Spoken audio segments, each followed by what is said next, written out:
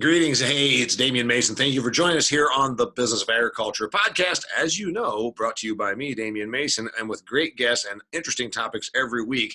This one is probably going to be one that you're going to need to write down like notes because this has got some really good stuff. I've got a guest today named Delaney Howell. Delaney, you may know if you keep up in the world of agriculture. She is the host of Ag News Daily. It's a daily podcast where they bring information and guests about the business of agriculture. She also does speaking like me, and she and I have crossed paths a number of times. So we're friendly, and she picked up my book, Food Fear, How Fear is Ruining Your Dinner and Why You Should Celebrate Eating. She got a copy of it. She had me on her podcast, and I said, you ought to come on mine and tell me what you liked and disliked about my book. Also, she's going to talk about ag communications, what we do right, what we do wrong, how we can do it better. She's going to give us some forward-looking vision, if you will, about this industry that we all love, the world's most important endeavor, agriculture. Delaney Howell, welcome to the Business of Agriculture. Thank you. That was quite the introduction, Damian. Well, we didn't do a full introduction. I gave you some background, but here's the thing. Tell us about the rest. She's from Eastern Iowa, this girl. Eastern Iowa. That's She's right. from Eastern Iowa. She's like a smart young woman. There's a lot of that in agriculture. We were very blessed in that regard. She's not even 30 years old yet. She's like 25 or 26 years old. She has a master's degree. Give it to me. You went to Northwest Missouri State. You had to leave Iowa to go to school because you already learned everything Iowa could teach you, right? I just wanted to go. So my dad said, do you want to be a big fish in a little pond or a little fish in a big pond? And I wanted to be a big fish in a little pond. So I went to Northwest Missouri State, which was a great school. They've got a great ag program. I originally thought I was going to teach agriculture and got into a classroom for a practicum course and said, nope, this is not for me. And so decided to switch to a general ag degree with a broadcasting minor and also an international studies minor. And then I also did my master's, as you mentioned there, from Texas Tech in agricultural communications. So ag is what I've lived and breathed literally my entire life. Sure, that's a fantastic story. Obviously, most of us in the business of agriculture have a tie, as I always point out, that is starting to change. There's not these large farm families like I was raised in, and also there's just a need to bring some people in from away from the ag background, but you and I have it. Also, little fish, big pond, big fish, little pond. I went to the school that let me in. That's what I say. It was nothing about fishing or little or big. It was just, where would you actually allow me to show up and take some classes? All right. So you're an ag broadcaster now, and you have that background. You were going to be a teacher, but you kind of do teach because you, like me, go around and talk to agricultural audiences. One of the things that I say all the time, Delaney, and you agree with me, I say that if agriculture as an industry were an individual, we would be the insane guy over on the park bench muttering to himself. We talk to ourselves about ourselves. We tell ourselves how hard we work. We tell ourselves how righteous we are. We tell ourselves what a great job we do. We tell ourselves why GMOs are okay or why our farms, and there's nothing wrong with that. I'm an educator, but I always say, hey, I also tell my suburban friends out here in Phoenix the realities of food production. I tell non-ag audiences that I'm in front of about the realities of what happens in this industry and why they shouldn't fear their food. I wrote a book on that title. Do you agree? We talk to ourselves too much.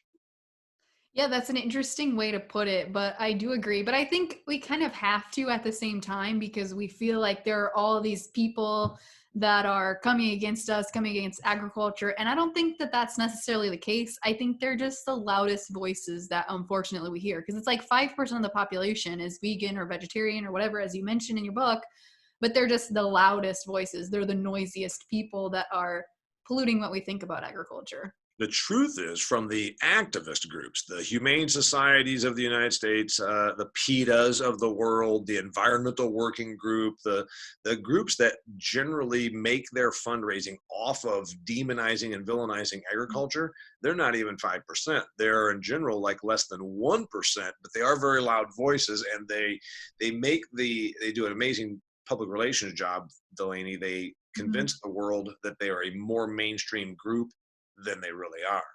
So we talk to ourselves, and I get that. I mean, I don't talk to ag audiences, but I don't always tell them just what they want to hear. guess that's part of my unique offering is I tell them some outside perspective, and it's not always received well, but here's what we're up against. This is some of the reality.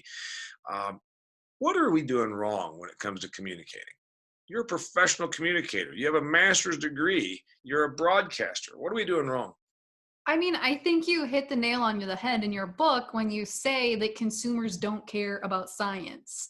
So I found this meme and I like to include it in my speeches because it's really funny. But it basically outlines from about 1950, 1960, in that time period, it was scientists telling us about our food. Then in the late 1980s, 1990s, it was a PhD student. And then in the 2000s, it was the media. And now it's Karen on Facebook telling us what we should eat and how we should raise our kids and doing all this stuff. But it's like that, I mean, that alone paints the picture very clearly that we don't care about science. Consumers don't care about science. They like the emotional aspect of it.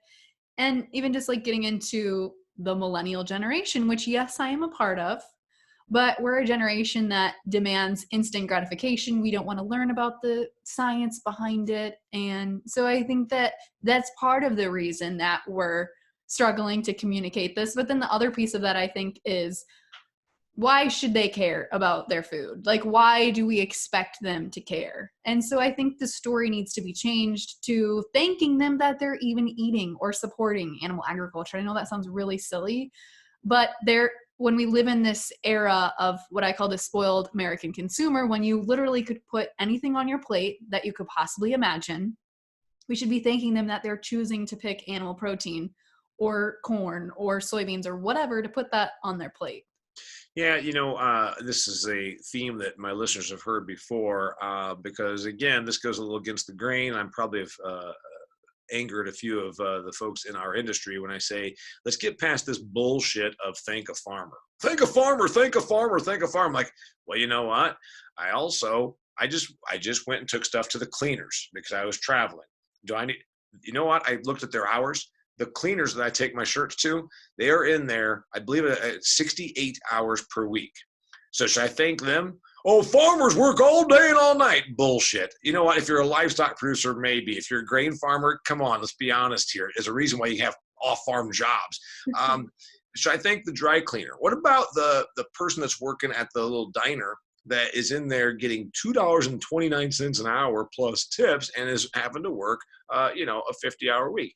This thing about thanking a farmer, we should also realize that this is our business, and you and I talk about that. I think we, from a communication standpoint, thankfully, are getting away from thank a farmer and starting to be more realistic about it and saying things like, hey, this is our business.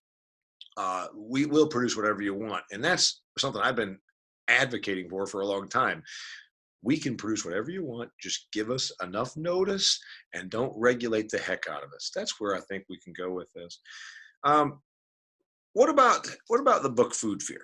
I sent you a copy. You liked it, but there's something you didn't like. Tell me what you liked and didn't like about Food Fear.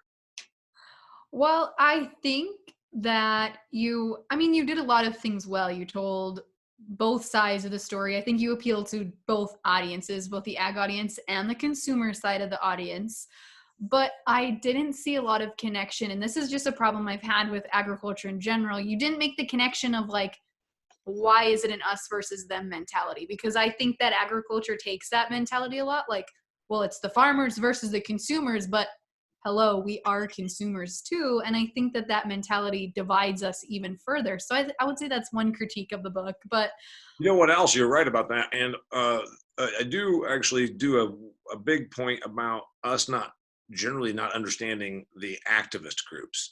We, as an industry, have never really fully gotten or comprehended that these activist groups, while they do oppose us, they would like us to not exist. The Humane Society would like the poultry producer and the hog farmers in Iowa to not exist. The Environmental Working Group would like us to never have another ounce of herbicide to spray.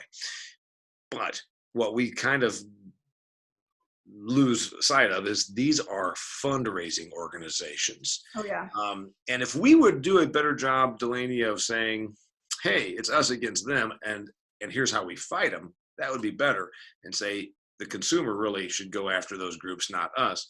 But the thing that we do even worse, frankly, is we have an us against them within the facets of agriculture. Oh yeah. Organic fights conventional, and then worse yet, the commodity groups fight with each other. The potato people get maligned by the sausage people, whatever. I'm telling you. So is that what we're doing wrong?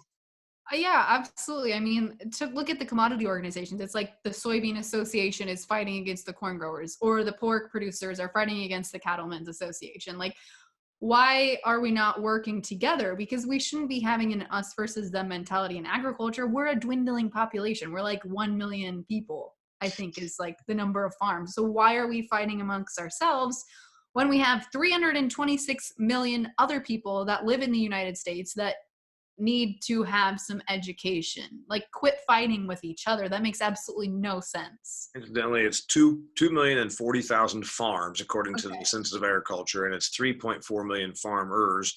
I predict that those numbers are going to continue to both decline because they have been declining. We hit peak farm in 1935, and we had like 6.8 million farms in the U.S., and we've been declining ever since. About fighting and infighting, who's the worst? Of course, I think it's the beef people. They can't get along with anybody. They're like the dysfunctional old drunk uncle that comes to Thanksgiving and just tries to start some shit. Am I right? I'm going to say the beef people, because if you look at the commodity groups, there's three different, there's RCAF, there's U.S. Cattlemen's, and there's the National Cattlemen's Beef Association. Like, why do we have to have three separate groups representing beef producers? And you were at that conference once when we talked here a couple of weeks ago in San Antonio, and I said, oh my, I said, be careful. You said, what? I said, oh, they do a lot of infighting there. And you said, I feel like that's every group in ag. And I said, I don't know. Those cattle people are worse. So you and I both agree. The cattle people are the most dysfunctional, disagreeable, show up at Thanksgiving, half drunk and start a fight with the relatives kind of. That's who our beef or cousins are, right? I mean, in full disclosure, I am a cattle person and I was raised on a cattle farm. So I don't think I should throw myself under the bus. But yeah, I mean, yeah, kind of. Oh, these people that are listening right now, half of them just decided that I was wrong and they want to fight me. And I'm like, oh, see? Yeah, see? All right. So you said that, food fear, we talked about the us versus them. What do you see that we're doing wrong as an industry? You mean as far as communication goes? Or anything? Oh, I mean, Okay, let's go with your strength, which is communication. The business of agriculture, communication. What are we doing wrong? I know one thing, but I'll let you go first. so I don't know that this necessarily applies to agriculture, but it applies to lots of industries. But because of this stupid device that everybody has, a cell phone. Note to listener, I'm seeing her on video. Oh, She yes, just held up sorry. a cell phone and she forgot, as the broadcasting maven that she is, that you can't see over the radio. Go ahead. Right. So because of this cell phone, our iPhones or Androids or whatever, everyone, like Karen on Facebook, now thinks that they're a reporter or that their opinion should influence everyone else's. Or, I mean, we have people that are called influencers on Instagram. How stupid is that? But because we have all of these people spewing their opinions or sharing their videos or whatever, I think that the message just gets further and further diluted. And I think we do need to tell our story in agriculture, but I don't know that we're doing it the most effective way, because everybody just takes a picture and thinks that consumers should care, but they don't really give us a reason why they should care. That, my dear, is exactly where I was going to go with it. I've been around this for a long time. I have been called a advocate, which I say, please don't do that. It's not a word. It's like calling me a mystigator or something. I don't know, just a made up word. But anyway, we have been seeing this forever. I've been around this racket for a long time. It became very, very popular. It became in vogue, I'm going to say about 10 or so years ago. 10 to 15 years ago is when this whole tell your story thing got big. And here's the thing. I know lots of folks that are out there telling their story, and they use social media effectively to do so. And I know people that get paid to talk about telling your story, and that's fine. They all forget one crucial, critical component of the story. Why would anybody tune in to listen to your story? You just said that. what they're doing in too many cases is telling you how hard they work, and it's fine. It puts a face with it. This is my wife. This is my child. This is my husband. Here's my family. We're out here in Kansas. We grow, sorghum and whatever. That's all fine. Now, why does it matter to me? I'm the consumer in Naperville, Illinois. It's a suburb outside of, it's a metro area of 8.5 million people. Tell me why I care. Because what we forget is that people care about themselves. Right. Never forget, humans care about and are motivated by what serves them. They care about themselves. They are motivated to serve themselves. And so if you want to tell your story in agriculture, that is great. Now make it relevant and pertinent to me, the consumer. And I think that's really what we got to bear in mind. I agree. And so another podcast that we've had on our podcast, the Ag News Daily podcast, has been Vance Crowe. And he said something with me that resonated really well. And I think it would resonate with you too, Damian. He's like, all of the consumers care about whatever their hero's journey is, whether it's, I don't know, helping the environment or be healthier or whatever. Like everybody has their own hero's journey, and we're not telling the story so that they can add their own hero's journey or have this feel good feeling at the end of the day, like they're helping someone or do something better. We're not communicating that well in agriculture. And I don't have a suggestion on how you do that better, but I know that's what we need to do. Well, I know how to do it better, and I have a book called Do Business Better. I also have a podcast called Do Business Better, dear listener. This is a time for a commercial break here at this phase in this segment of the Business of Agriculture podcast. Be sure to check out my Do Business Better podcast. It's geared to entrepreneurs, self-employed, people that run their own business, people that desire to run their own endeavor. Here's the thing. What you just said actually is very accurate, and that's why a lot of folks that are in agriculture still think it's about producing commodity. And I say, look at what some of the niches are doing so well.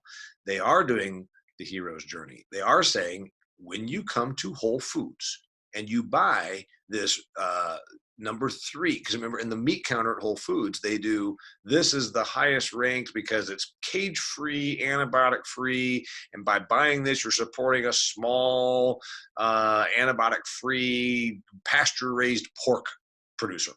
And while we might bristle at that, that's really done, these niches within ag have done a job that we've never been able to do. They made their story pertinent to the customer, or at least their customer, and they made that customer feel like, oh, by buying this pasture-raised pork at Whole Foods that is humanely verified, it says it's humane verified, I now have done something good. And we have more room to sell good and feeling good than we realize. Yeah, and I think you kind of talk about this a little bit too, even with just what's the next label that's going to be coming out. I think you mentioned like single source verification of milk as one of your examples. Another one that I know is actually hitting the pipeline right now for consumers is beef quality assurance certified, meaning that these beef producers have passed some tests, they are doing things humanely, et cetera, et cetera. So I think we're starting to get the idea that this is how we market our product. We have to put this spin on it to make the consumer feel like they're doing good or doing better. But we're just really slow at adopting that idea. Yeah, and people probably listen to you and me, and they think we're harshing on our compatriots out here in ag, and we're from it. We are you. I mean, I went back and bought a farm. I own 280 acres in Indiana, and I'm all in, man. I'm a farm guy. I'm more giving you, sometimes you've got it like a good coach. A good coach will pull you aside from whatever sport you're in, from volleyball to badminton, and say, hey, you did a really good job, Delaney, on how you returned that serve.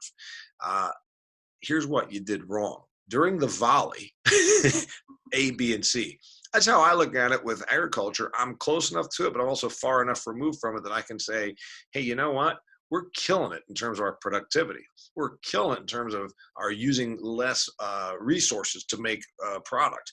Now, here's what we're not doing a very good job of. We're not making our story about them. My buddy Bruce Turkel is a business speaker. He had an ad agency for 30 some years in Miami. So he's not an ag guy by any means, but he has a book called All About Them. If you want your brand to succeed, you make your brand all about the customer. And it makes, as he always says, a good brand makes your customers feel good. A great brand makes your customers feel good about themselves. We in agriculture, if we say, hey, by buying this food, you are doing this wonderful thing for the environment. Now they've felt good about themselves. Mm-hmm.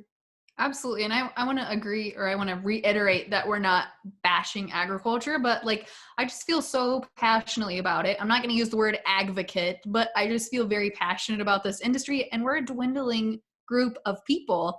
And I just want to ensure that whatever I can do to help agriculture sustain itself longer, that I'm going to help do that, whether it's telling agriculture's story or giving folks messaging about the trade policy or whatever the situation is. But like, it's an industry that is one we can't live without because everybody needs to eat. And so I think there's a lot of things we're doing right, but I think we just need to tweak our message so that maybe we can bring new people back to the farm that have never farmed before. That would be fantastic in my idea. They might, and they'll probably need to either do it at a very large scale or they need to do it in a specialization scale, because there's going to be two categories. I think there is opportunity. There'll be the person that, I saw a story, for crying out loud. It was on CBS Sunday morning about 5 months ago, and it was about somebody growing snails for the high-end restaurants for their escargot. And you can say, that's not agriculture. The person is producing food, and he's doing it in a very small footprint. It didn't need 640 acres to start out. There's that. Okay, so I said that what we do right is we do an amazing job of productivity and using less and less resources. What we do wrong is we don't make our story their story, meaning the customers. What do you see that we're doing right? You said that what we're doing wrong. I already heard some of that. That we're lining up with two sides. We're battling. What are we doing right? You've been all over. You've been to 22 countries. You travel around. What are we doing right? I mean, so at the end of the day, I think that the consumer should be happy, and maybe this somehow needs to be their hero's journey, but like, we have the safest food source in the United States. Like, there's no question about it. I've been to a lot of other countries like Bulgaria. I studied abroad there for a semester, and I never saw a cow the entire time I was in that country. And so it's like, when there is beef on the menu in a country where I've never seen a cow, where are they getting that from? Is it really beef? Are they mislabeling something on the menu? Nice. And so I think that that's one thing we do really well, is we produce a lot of food. We're really good at producing food, and we're really good at producing food safely. So good job, agriculture. But again, how do we communicate that to consumers? Because we pat ourselves on the back a lot too in doing so. Yeah, and one of the things that, in my book, Food Fear, you saw, I talk about the safety issue, as you just said. We've allowed the wacko extremes to tell us that our food isn't safe, and the reality is we have the safest food in the world. We have only 4.3%. We have 4.3% of the world's population, but like less than 1% of the world's foodborne illnesses occur here. So on a proportional level, we're way, way, way less than that. 3,000 people died last year because of foodborne illness. And you're like, Jesus, that's a lot, 3,000 people. There's 7,560 some people that die every day, and 10 of them are from food. And remember, about half of that isn't because of the source. It's because they mishandled it. They left it laying out on their couch and ate it. They didn't cook it right, whatever. So our food is extremely safe. And I agree with you that we should do a better job of pointing out that. Delaney Howell is her name. She's my guest. She's a smart lady. If these people want to connect with you, where are they going to find you, Delaney? Well, you can find our podcast, which you've been a guest on a few times, Ag News Daily, wherever you're listening to this podcast, or you can find us at agnewsdaily.com. I'm also very active on social media, so you can connect with me on Twitter at Delaney Howell 07. That's probably the best way to connect with me. And yeah, just look for some of my stuff online or elsewhere. All right, closing thoughts. The business of agriculture. You and I have been around it. We see it. We see it from a different angle than sometimes others do because of our, we're on a stage sometimes. You're on a recording, or you're doing a report. You're on the media side of it. You get all around North America Tell me something fun, something you've seen in the last 3 months that you said, man, that's good stuff right there. You want me to go first? I can. Yeah, you go first. Let me think about that for a second. While you're thinking about it, okay, what I saw recently was potatoes. It's one that I love to talk about potatoes. It was about a year or so ago, and the amount of produce we get per acre out of potatoes. But the thing is, potato people are out there just kind of in this little niche. It's like, wow, what the heck is that all about? So I like that one. Fish. I believe fish farming is going to grow. I've still yet to be on a fish farm, but I've read about them. I'm still looking for a fish farm to have on my podcast right here. Interesting stuff that I have seen in the last month. I'm going to tell you about working in, let's just say, dairy. Dairy people are finally, I put this all over social media, heeding my warning that they have to become more of a consumer brand. That's something I get excited about. For the first time ever, you decide I'm going to be a consumer brand. Interesting stuff that I see that I saw in the last year. Let's go with, let me see here, Christmas trees. Christmas trees. We finally might have been leveled off on people realizing, you know what, I'm going to buy a piece of plastic shit from China, or I'm going to support American agriculture. I'm going to go with a Christmas tree. Those are things in the last 3 months that I've seen that I love to talk about with agriculture. Give me something that you see that you want to talk about in agriculture. So, I mean, I see a lot of the same things too. And I think that there are a lot of producers doing things really differently, but I think hemp has been an interesting one that has really come to the forefront here for agriculture, and talked to a really interesting hemp producer about 3-4 weeks ago at the Iowa Power Farming Show, producing hemp out in Colorado area. And there are just so many moving parts to hemp that I didn't even realize. And I think a lot of people are getting ready to dip their toes in the water for that crop this year, but gosh, there's a lot of moving parts. I respect anyone who wants to even try to grow hemp. It's definitely, there's stories abound that somebody produced it and then didn't get a market for it or got stiffed on it. So we know that the industry is so nascent. It's so undeveloped that there's going to be some hiccups. I agree with you. I don't think it's going to be the savior by any means. No, absolutely not. But I think there's going to be some money to be made after the marketplace gets a bit more established for it. I would agree with that. I told you about my snail guy. Other things that I see that I have seen here in the last year, something that did make me very excited. Just last week, FFA kids came to one of my programs, and I took a picture and put it on social media.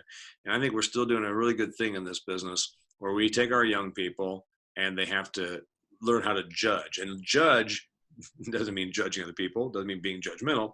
They have to learn how to logically articulate why they rated a soil or a pig the way they did.